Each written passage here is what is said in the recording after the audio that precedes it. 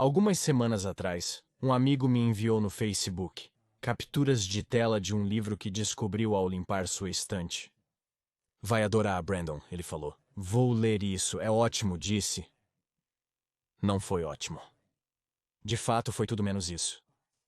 De fato, a coisa que ele me enviou, as imagens que ele enviou, eram tão terrivelmente ruins que percebi que precisava colocar as mãos neste livro. Pedi que ele trouxesse isso para a próxima reconstituição que participaríamos, e ele o fez. Esta abominação de desculpa para a educação infantil, isso é o que estamos ensinando às nossas crianças nos Estados Unidos sobre a origem da nação. Este livro é tão terrivelmente ruim que é difícil de escrever. Mas é o que vamos tentar fazer neste vídeo aqui. Ele é intitulado A Revolução Americana. Um livro de história prática com cartas, abas para levantar e muito mais. Por Innovative Kids. Mãos à obra, mentes à obra. Você sabe que o livro vai ser uma verdadeira aventura selvagem, quando até a imagem que eles têm na capa erra a bandeira britânica por bons anos. Essa é a bandeira de 1801 com a Cruz de São Patrício, não a de 1707, usada pelos britânicos naquela época. Este livro foi escrito por Douglas e Gina. Evito mencionar os nomes completos, pois o vídeo pode ter muitas visualizações, o que poderia não ser adequado. Douglas e Gina, o que vocês estão fazendo? O que é isso, Douglas e Gina? Quem? Agora só posso culpá-los até um ponto. Eles provavelmente não são historiadores, mas mais envolvidos com educação infantil, ao invés da Guerra da Independência Americana. Então minha pedantaria tem um limite com eles. Mas, revisado por uma especialista chamada Mônica. Revisado pela especialista Mônica, professora na Universidade Lahey. Uma professora em uma universidade. Mônica, o que é isso? O que você fez? Quem é essa pessoa? Eles são especialistas na Guerra Americana do século XVIII. Vamos entrar direto no assunto, não é? Vamos entrar direto no assunto. Vamos agora. O livro está cheio de muita coisa, mas há um conjunto de páginas em particular que eu gostaria muito de discutir com você. Sabe, temos uma impressão de boa qualidade. Sabe, Benjamin Franklin e a Cavalgada da Meia-Noite de Paul Revere. Temos, a Declaração de Independência e os pais fundadores e tudo mais. Mas vamos lá. Aqui estamos nós. Aqui temos um retrato adorável, veja. Uma pequena representação dos dois principais exércitos que estão combatendo na guerra. Temos os soldados britânicos de um lado e temos o exército continental do outro lado com a descrição de quem eram essas pessoas e o equipamento que usavam.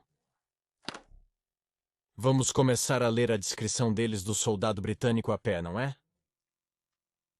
Os soldados britânicos recebiam uniformes e suprimentos. Sim, os colonos americanos apelidaram os soldados britânicos de casacos vermelhos ou costas de lagosta porque seus uniformes eram vermelhos. Bastante direto, mas sim. Costas de lagosta. Acredito que pode ter sido realmente um termo posterior à Guerra da Independência Americana. Isso é algo que vou ver se não posso confirmar e deixar uma nota aqui embaixo. Se eu não puder confirmar o ano exato em que o termo costas de lagosta surgiu, então direi isso também. Mas isso pode ser um anacronismo. É um pequeno. Essa cor pode ter sido escolhida para esconder o sangue quando os soldados eram feridos. Você pensou que isso não era uma preocupação comum, uma reclamação comum? Não. Na verdade, eu nem vou me dar ao trabalho de entrar em como isso é imensamente, grosseiramente errado, sinceramente, dizer uma coisa dessas, porque eu tenho um vídeo inteiro sobre o assunto lá. Vá assistir aquele. Continuando. Generais e outros oficiais usavam uniformes similares nas dragonas. O termo dragona não significa ombro. Uma dragona é algo que vai no ombro. A menos que eu esteja confundindo meu francês. Eu acho que é francês. Soldados britânicos usavam ornamentos de renda dourada para mostrar sua patente. De forma simplista, sim, renda dourada e prateada são formas de demonstrar a patente. Estrelas e fitas eram usadas apenas em ocasiões especiais, o que eu suponho que seja tecnicamente correto, embora se deva perguntar onde exatamente isso é relevante. Estamos falando sobre soldados de infantaria britânicos. Por que vamos falar que alguns generais podem ter sido da Ordem da Liga? Isso é meio estranho de mencionar. Você sabe, coisas como estrelas não eram exatamente uma parte padrão do uniforme. Afinal, Os soldados britânicos também usavam faixas longas e largas, ou cintos cruzados que cruzavam seus peitos. Essas faixas eram frequentemente usadas para carregar soldados feridos para fora do campo de batalha. Ok, duas coisas aqui. Bem, muito mais do que duas, na verdade. Eu mostro mais do que duas, mas isso é 4. Isso é de fato 4, Brandon. Isso é 4. Isso é 2. Algumas coisas aqui. Primeiro, as faixas são realmente muito distintas dos cintos cruzados. A faixa é algo que um oficial, ou de fato um sargento, certos tipos de NCOs, usará em torno de sua cintura para mostrar que eles estão de fato ocupando algum tipo de posto, e que eles estão de fato em serviço. Sabe, a faixa vermelha ao redor da cintura de um oficial. No entanto, os cintos cruzados, que não são referidos como faixas em nenhum período de tempo que eu já vi, eram usados para carregar soldados feridos para fora do campo de batalha. Quer dizer, tecnicamente, você poderia agarrar um cara pelo seu cinto cruzado e arrastá-lo. Isso não seria uma boa ideia porque, sabe, se os cintos estão assim, você agarra os cintos, eles vão apenas deslizar para cima, a menos que estejam, sabe, presos pelos ombreiras. Contudo, ficar preso pela ombreira impediria o cinto de deslizar para cima ao puxar. Mas as ombreiras não são tecidos especialmente fortes. Eles não são particularmente fortes. As bandoleiras não são de forma alguma projetadas para serem usadas para carregar pessoas por elas. A bandoleira que você usa no ombro esquerdo serve para carregar sua bolsa de cartuchos ou caixa de cartuchos. Diferença de termos, mas a bolsa de cartuchos no quadril direito. Então, a outra bandoleira será usada sobre o ombro direito, onde estará a bainha da sua baioneta, também conhecida como suporte da baioneta. Eles são usados para carregar equipamentos. Não é usado para, você sabe, arrastar homens feridos do campo. Em vez disso, se você quiser arrastar um homem ferido, vai pegá-lo, sabe, pelos ombros, que é muito, muito mais resistente do que confiar nesta cinta presa por estas finas tiras de dragonas. Definitivamente, essa não é uma boa ideia e não era o objetivo. Bem, vamos continuar. Diferentemente dos soldados continentais, os britânicos treinavam sem parar. Sim, mais ou menos. Nos primeiros anos de guerra, o exército britânico enfrentava problemas devido à sua fraca disciplina. Mas mais tarde, sim, eles aprimoram significativamente seu treinamento e disciplina. Apesar de contradizer os soldados continentais. Quando Steuben entra, os continentais também treinam regularmente. Não é que eles nunca treinaram. Na realidade, é uma nota depreciativa para os continentais. Mas, novamente, não é o mais distante da verdade. Soldados britânicos aprenderam a carregar e atirar com mosquetes. A carregar e disparar seus mosquetes. Sim, mosquetes como dito. Não, um mosquete é uma coisa muito diferente de um rifle. Agora sim, você pode ter um mosquete estriado. Um mosquete estriado.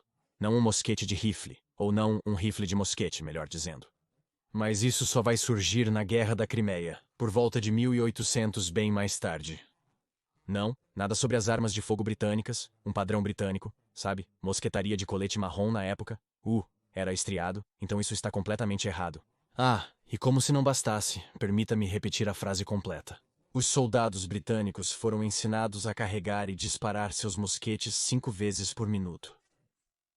5 vezes por minuto. Isso é um pouco mais de 10 segundos por. Uau! Quero dizer, isso é um grande avanço porque o padrão de desfile é geralmente de 3 rodadas por minuto. O desempenho real no campo de batalha vai ser um pouco menor que isso. Se você conseguir disparar 4 rodadas por minuto em um cenário de campo de batalha, isso é extraordinário.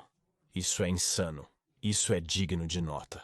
Mas aqui, muito obrigado a Douglas, Gina e Mônica, que melhoraram o soldado britânico para disparar a uma taxa enorme de 5 rodadas a cada minuto.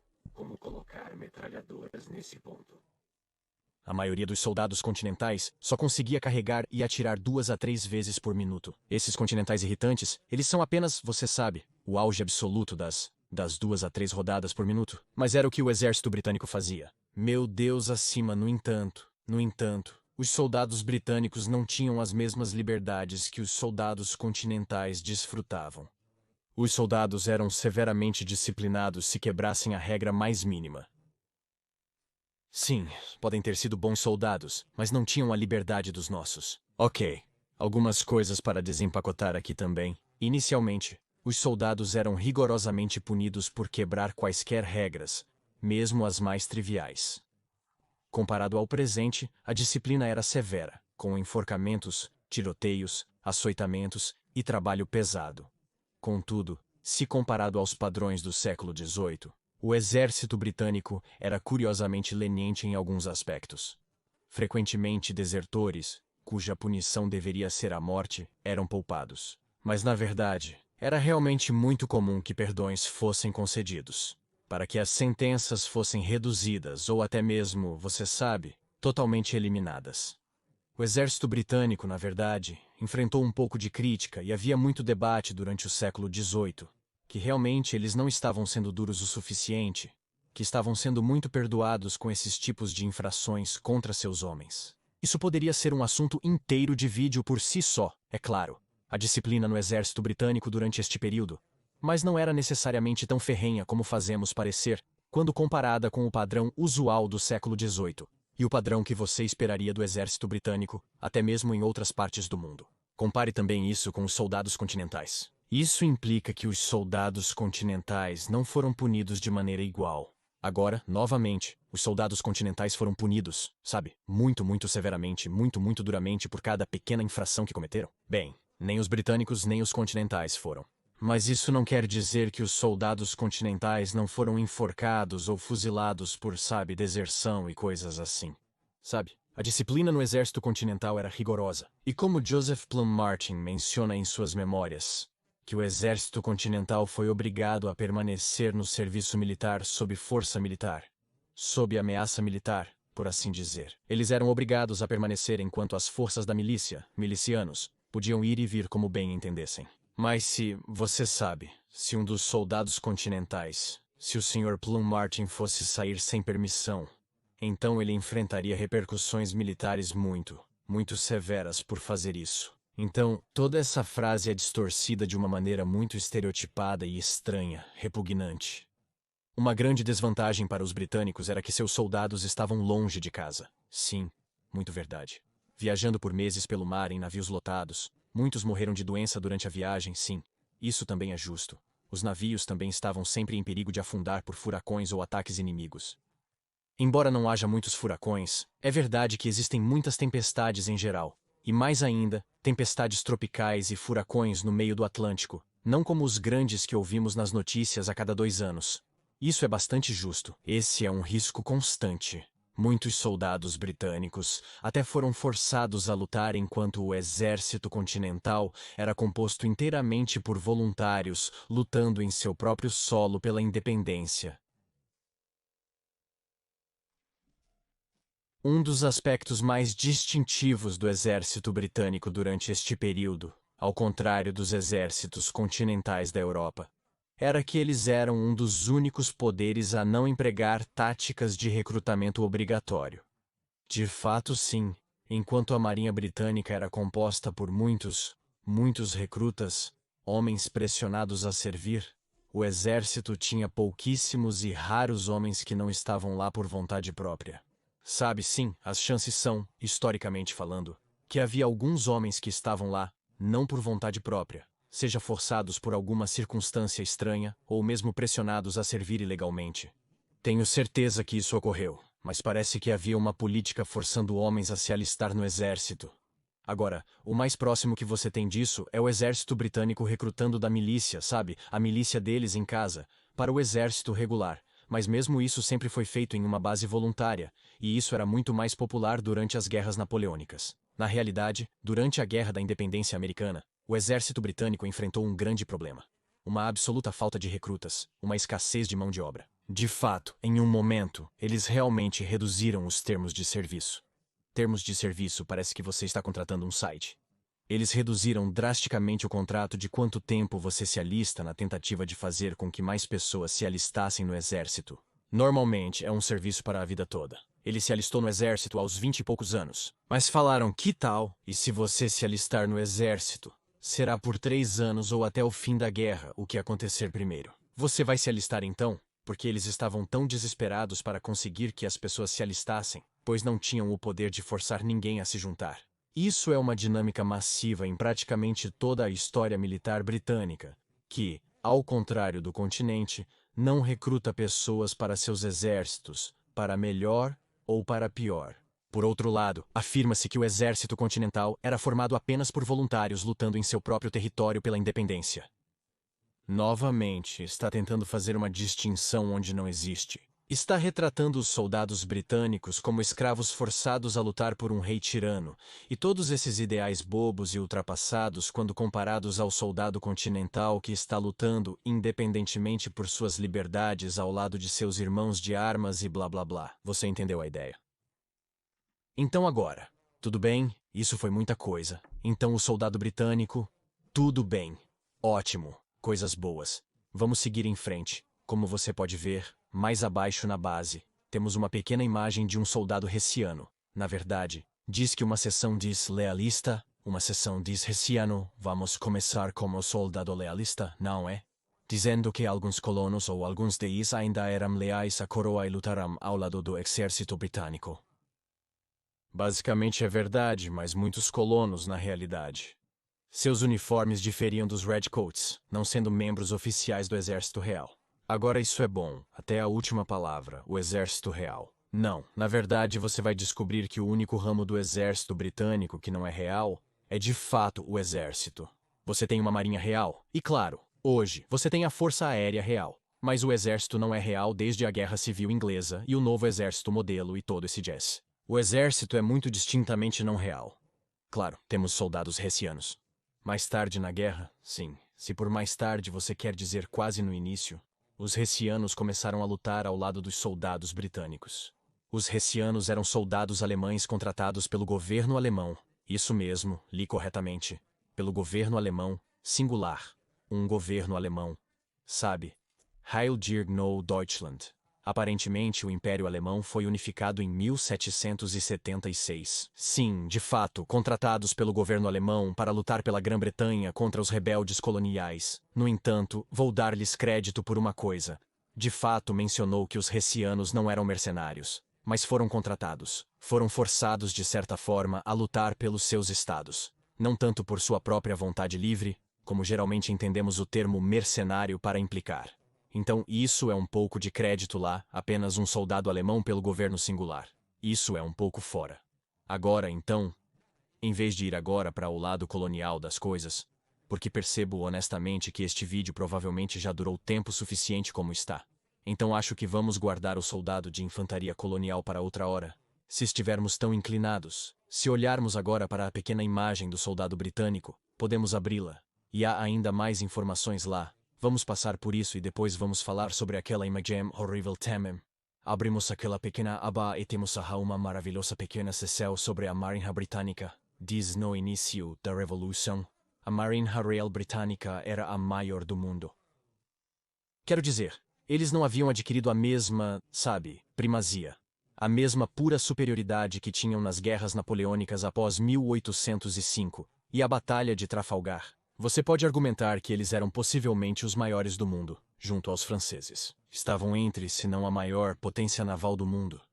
Possuíam mais de 270 navios de guerra grandes, cada um com até 100 canhões. O plural de canhão é canhões. Pelo menos durante aquele período de tempo, é um pouco mais perdoável em um livro moderno. Mas eu não tenho certeza de onde eles tiraram o número de 270 grandes navios de guerra. Também estou interessado em como eles definem o termo grande navio de guerra. É um navio de guerra classificado? Ou é qualquer coisa de uma fragata para cima? É apenas como um primeiro, segundo ou terceiro escalão? Eu não sei exatamente o que isso significa. Eles realmente deveriam qualificar isso muito mais. Embora para um livro infantil, talvez não necessariamente. Mas a questão é que eu não duvido particularmente do número em si. Parece justo e suficiente, mas não há fonte fornecida, na verdade, em todo o texto. Não há fontes fornecidas. Há um glossário no final. Mas não há nenhuma obra citada, então não há maneira de um jovem estudante rastrear essa informação e aprender mais. É só comprando este livro, o que é no mínimo desonesto e desleal. Esses navios transportavam tropas e suprimentos para as colônias, além de fornecer poder de fogo que poderia destruir cidades portuárias coloniais. Quero dizer, eles poderiam sim, mas não estão realmente destruindo cidades inteiras regularmente. Agora sim, Havia ataques, havia forças expedicionárias e ataques sendo lançados de navios para cidades e portos coloniais para atacar suprimentos específicos. Sabe, privar os rebeldes de, madeira para construir navios ou pólvora, armas de fogo, coisas assim. Isso aconteceu. Mas isso faz parecer que acontece regularmente. Frotas inteiras surgiam fora das cidades britânicas, americanas, e as bombardeavam. Não é adequado chamar de bombardeio naquela época, mas, sabe, destruindo tudo no mar e depois navegando como se fôssemos vikings. Isso nem é uma coisa que os vikings fariam. Definitivamente não é o caso. Os britânicos buscavam travar uma guerra de relações públicas e reputação. Eles não vão simplesmente arrasar cidades do nada. Mas eles poderiam. Eles tinham o poder de fogo para destruir cidades portuárias coloniais se quisessem, em vez de apenas arruinar os suprimentos dos rebeldes com expedições terrestres comuns. Isso é irrelevante. Os britânicos também tinham uma frota de escunas e fragatas. Portanto, as escunas e fragatas não estão nos 270 grandes navios de guerra. Esses navios menores podiam interromper o comércio colonial e espionar. Sim, isso não está errado. Isso está correto. A Marinha Real Britânica poderia, notavelmente, defender o transporte comercial britânico de piratas americanos, assim como as fragatas. Esquecem-se dos piratas americanos. A Marinha Real teria derrotado completamente os colonos se não fosse pelos corsários continentais e, mais tarde, a ajuda que a Marinha Francesa deu à causa americana. Claro, deve-se mencionar primeiro os corsários coloniais. Eles e os franceses fizeram a verdadeira diferença. Os franceses também colaboraram, desconsiderando contribuições relevantes. E então, é claro, temos outro. A propósito, temos uma foto de um navio aqui com a bandeira errada. É uma tendência comum neste livro. E então temos a seção do Exército Britânico. Acredito que seja diferente da seção de infantaria. Dizendo no início da Revolução Americana, o Exército Britânico era o melhor do mundo. Uma maravilhosa, uma linda pequena frase que é repetida ad nauseam por tantos chamados acadêmicos americanos. E ainda assim, onde está a evidência para isso de qualquer maneira? Onde está a citação? Onde estão os materiais de origem? Onde está a pesquisa? Esse é um termo muito, muito grande para fazer. Eles eram o melhor exército de sua época.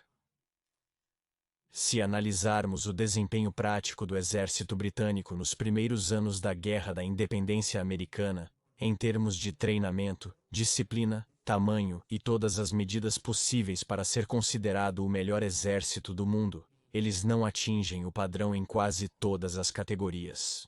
Em termos de treinamento, sabe, os franceses e os prussianos eram melhores. Os franceses e prussianos eram superiores em tamanho. Quanto à habilidade geral de fazer guerra, os franceses e prussianos a possuem. De fato, considerando diversos fatores, o exército francês era possivelmente o melhor do mundo. Por qual padrão eles medem o exército britânico como o melhor do mundo, eu não faço ideia.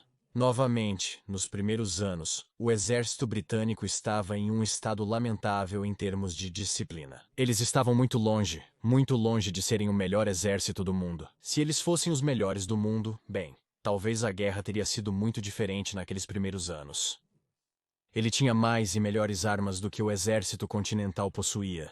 Ele tinha mais e melhores armas. Essa é uma frase divertida, porém verdadeira. O exército continental agiu, e isso é o melhor. Isso é o melhor. Isso é o que eu estava esperando por isso. Isso é a melhor linha. Ok, tudo bem. Espere. Por isso, cada soldado britânico, cada um deles. Cada soldado britânico. Soldados rasos, cabos, sargentos. Cada um deles foi dado um rifle. Uma baioneta, sim, ok, uma baioneta. E 2 pistolas. Não, na verdade você acertou 1/3 disso. Pelo menos você acertou 1/3 disso. Cada soldado britânico foi equipado com uma baioneta. E ao lado dessa baioneta eles tinham um mosquete. E é isso. Alguns homens de infantaria leve podem ter como machados de guerra ou algo assim. Eu não sei. Mas 2 pistolas. De onde veio essa ideia novamente? Não há citações. Eu adoraria ver uma citação de exemplo para essa informação. De onde eles tiraram a inspiração para soldados britânicos aleatórios correndo por aí com 2 pistolas, como algum tipo de Rambo do século XVIII ou algo assim? E então um rifle também. É como, não, você sabe a diferença. Você está escrevendo um livro sobre a Guerra de Independência Americana. Você não parece saber a diferença entre um rifle e um mosquete. Essa é uma distinção muito grande a ser feita. Céus acima, um rifle, uma baioneta. Mesmo que as baionetas geralmente não fossem fixadas em rifles. Não entendo por que usam uma baioneta tendo um rifle e 2 pistolas. Por que você precisaria das 2 pistolas se você tem um mosquete? Quando você chega bem perto, você pode largar o mosquete e então atirar neles assim. Isso não é como uma carga de baioneta funciona. Essa é uma ideia horrível. Eles estavam bem vestidos e bem alimentados. Sim, bem alimentados. Tudo bem, isso é sim, claro. Claro. E se feridos em batalha? Eles tinham os melhores médicos para tratá-los. Os melhores médicos. Isso não é o que? Não. Eles não. Os britânicos trouxeram muitos confortos de casa com eles. Alguns oficiais até trouxeram suas famílias. Você sabe, tantas famílias. Sim, geralmente eles estavam em cidades, não em campanha. Mas sim, não. Isso é verdade o suficiente. Alguns oficiais até levaram seus cães com eles na campanha como um pequeno detalhe divertido. Os britânicos, e até alguns patriotas, não achavam que os colonos tinham uma chance contra o grande exército britânico. Ao contrário da realidade, olhando para muitas dessas primeiras fontes primárias dos primeiros anos da guerra, há muitos britânicos falando como, você sabe, esta é uma situação um tanto precária. Podemos não ser capazes de fazer isso. E de fato, à medida que a guerra avançava, muitos britânicos falavam sobre como eles não deveriam nem mesmo estar lutando a guerra para começar. Eles estavam ativamente do lado dos rebeldes, e dizendo que toda essa causa é absolutamente inútil. Deveríamos apenas voltar para casa, que esta guerra já está perdida. Embora eles, claro, como soldados, continuassem a fazer seu dever da melhor maneira possível, e coisas do tipo. E então aqui, claro, logo abaixo disso, jogado aleatoriamente, temos uma seção sobre Yankee Doodle Dandy. Yankee Doodle Dandy era uma música que os soldados britânicos cantavam para zombar dos soldados continentais. Sim. E então tem entre parênteses, você vê, Yankee era um nome insultuoso que os britânicos chamavam os colonos. Não, na verdade, Yankee é um termo que, se você ler algo como, digamos, Joseph Plum Martin, encontrará várias referências ao termo Yankee.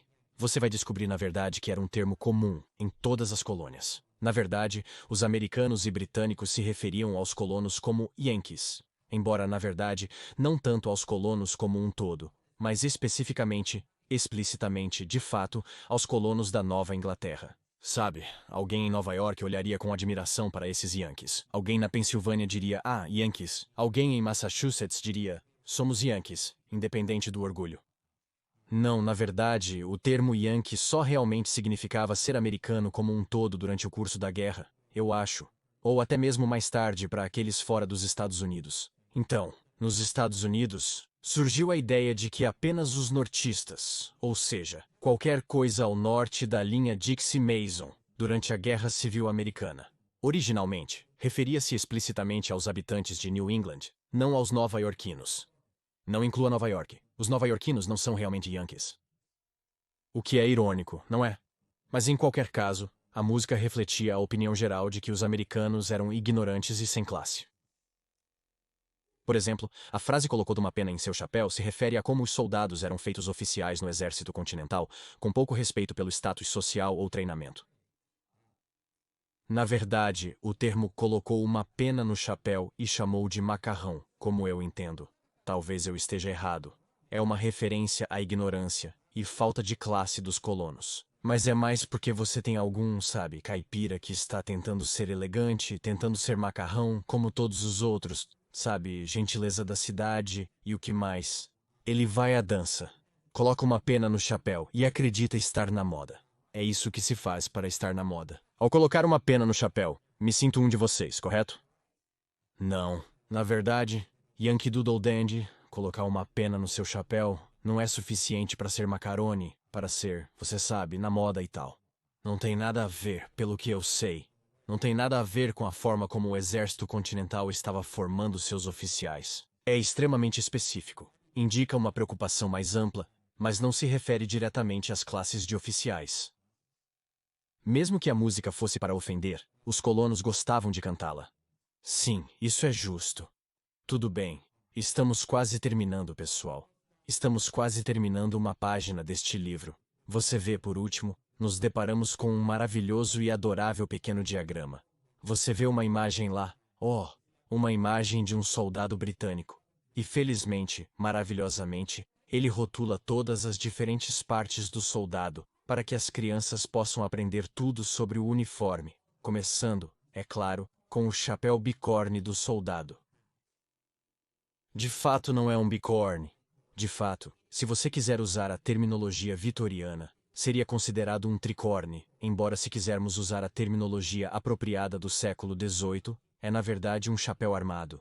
O termo tricorne não surge até por volta de 1830 ou algo assim. É um termo mais adequado para a Guerra da Independência Americana. Seria chamado de chapéu armado. Então isso está completamente errado. Então, claro, isto se relaciona à mochila do homem, referida como pele de cabra. Algumas são feitas de pele de cabra. Mochila. Não, de fato, a mochila é usada atravessada no ombro, geralmente usada no quadril esquerdo para carregar rações. Eles indicam que a mochila do soldado é como um rolo de cobertor ou uma mochila de pele de cabra, na qual ele pode transportar todas as suas necessidades. Sabe, objetos pessoais e essas coisas. É uma mochila de soldado como você esperaria.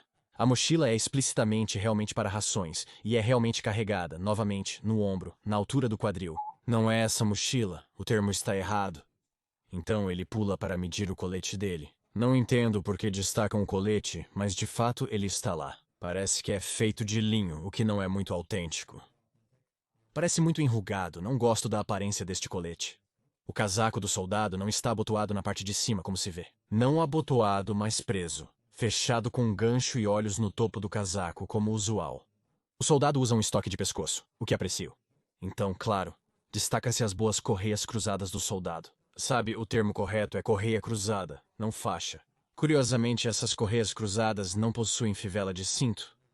Ele indica a caixa de cartuchos do comando, que pelo que recordo, é realmente uma bolsa do tipo que ele tem lá. Não é uma caixa de todo, mas no geral ainda não é uma grande preocupação. O cavalheiro tem uma cantina de estanho. Agora, o nome cantina de estanho, isso funciona. Sim, é adequado para um soldado. Mas enquanto eles rotulam como uma cantina de estanho, ele tem muito explicitamente uma cantina de madeira em seu quadril. Um pouco de erro de impressão lá, eu suponho. Certamente os soldados britânicos, se perdessem a cantina de estanho, provavelmente teriam cantinas de madeira, mas seria de se esperar que eles tivessem pelo menos os dois termos correspondentes lá.